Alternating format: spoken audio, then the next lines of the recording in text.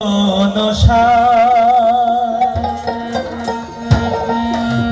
সাধনায় তারে পাই আমি,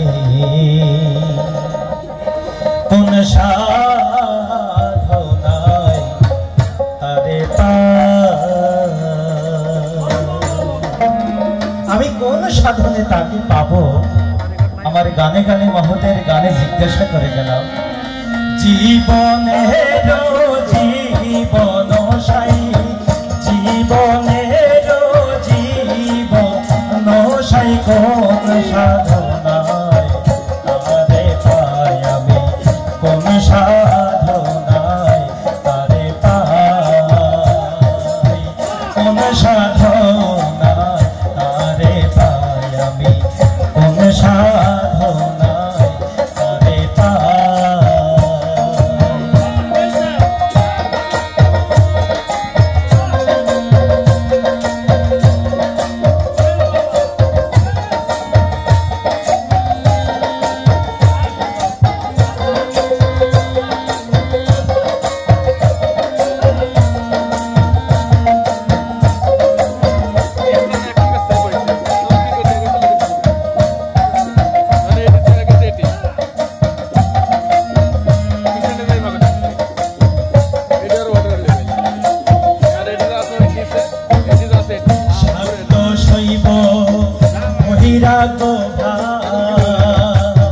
তাতে যদি হয় চরম লাভ, শাক্ত শৈব বৈরাগ্য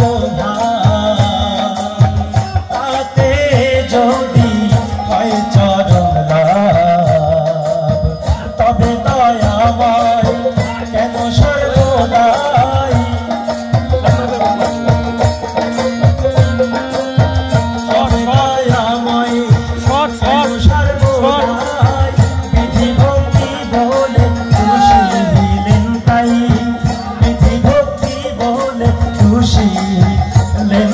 কোন সাধনায় তারে পাই আমি, কোন সাধনায় তারে পাই।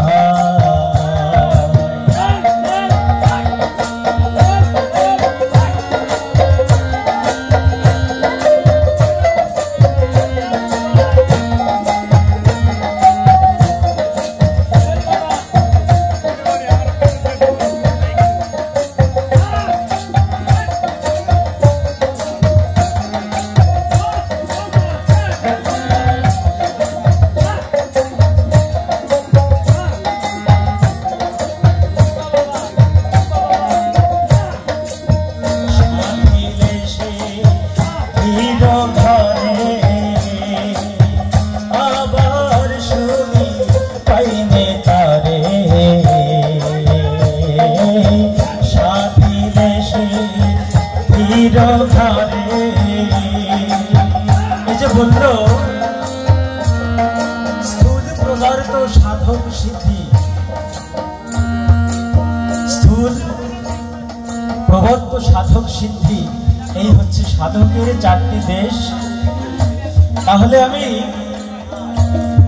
যারা সিদ্ধি প্রাপ্ত হয়েছে, কেউ কেউ বলছে ও আবার কিসের সাধু হয়েছে, ও আবার কিসের অধি হয়েছে।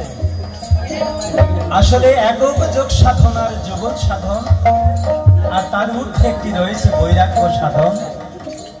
তাহলে আমি কোন সাধনে সিদ্ধি লাভ করলে আমাকে সাধু সমাজ, আধ্যাত্মিক সমাজ আমাকে মেনে নেবে?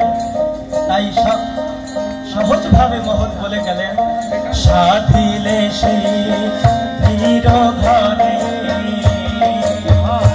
আবার শুনি পাইনে তারে,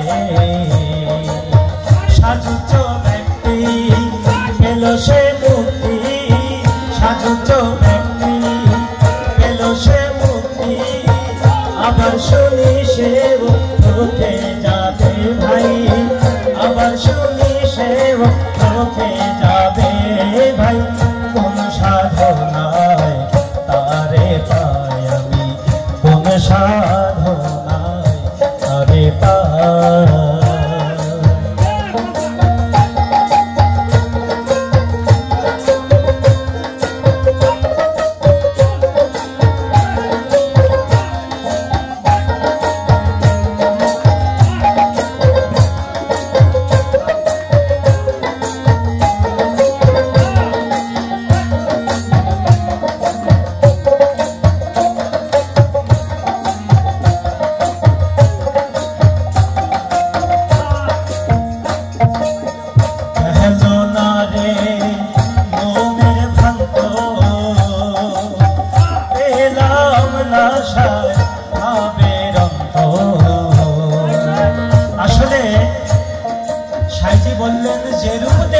চাইতে আখি হয়ে যায় রে বেভুলো, দ্বীপের আলো দেখে যেমন পতঙ্গ পুড়ে মলো।